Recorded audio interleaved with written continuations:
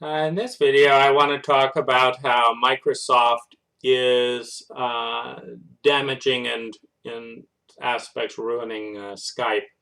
Skype has been a great platform for many years, and since Microsoft's acquisition, it has been going downhill. It's quite remarkable. So the first aspect of things going down is, let's look here. This button will often swivel back and forth violently. But let's turn that I'm offline. Do not share my presence.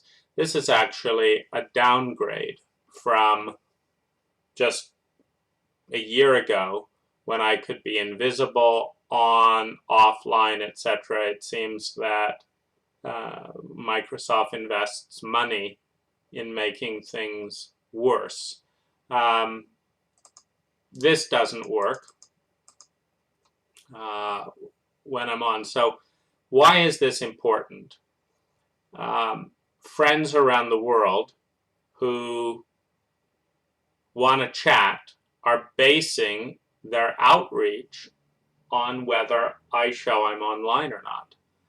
And when I'm sleeping, when I'm working, when I'm out of the house and it shows that I'm on, they feel ignored. So this is a very important button, and I like to be invisible most of the time for that reason. So Microsoft has made that more difficult. So it's a constant battle. So now I'm offline. It doesn't show invisible because, again, it's downgraded. So let's say I go to my email for a few moments and come back. Now, in Skype under old management, this would actually work. I could decrease my Skype icon and come back and stay offline. But it's taken me online again. In fact, in an old version of Skype, I never had to mess with this button once.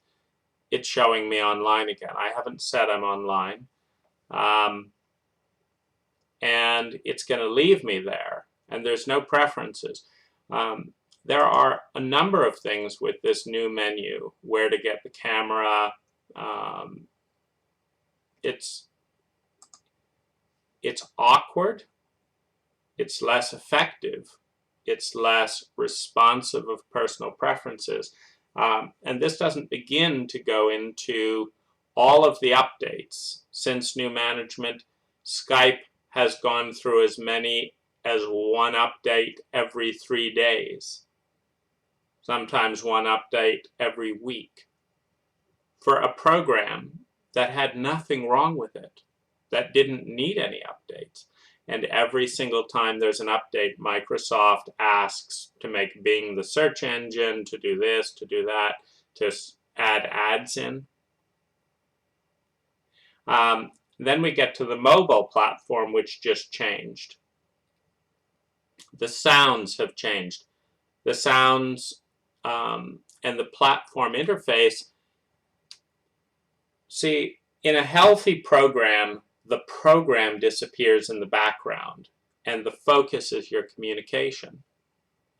In a healthy computer interface, what is interesting and what is relevant for the client, for the customer, is the person they're talking to.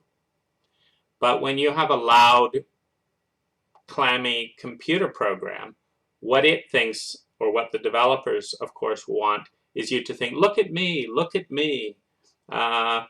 We have made us more invasive in your life. So they change things constantly. Now, when you change something, you bring it to the foreground. You say, so-and-so developer thought it was really important that this L be orange now instead of all of a nice muted blue as before. Why? Did I need it orange? Was anything not working before? No. Do I need this purple? No. It's a continual adjustment of the space. It's kind of like, you know, if you start talking with someone and suddenly they use an Indian accent, and then a week later the same person uses an Italian accent, you're not going to pay attention to what they're saying. You're going to pay attention to why are they changing the accent all the time. And that's exactly what happens when the interface receives mandatory updates that do absolutely nothing to improve the system, but shout out, look at me, we are different. The audio or the Android interface just changed to delete 3-minute videos. That's absolutely terrible. I don't think there should be limits on the video to begin with. So now there's zigzagging lines curving around the screen. There are new sounds, which it's not that they're better or worse than the old sounds. It's just, look at me, look at me. The video recording aspect is down.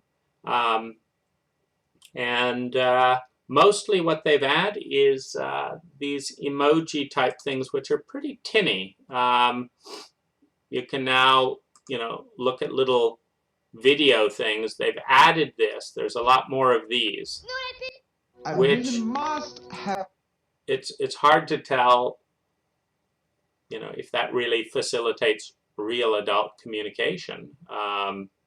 But anyway, new ownership, Microsoft reduced ethics, reduced ease, deleting the video platform, just generally messing with things, and not in a good way.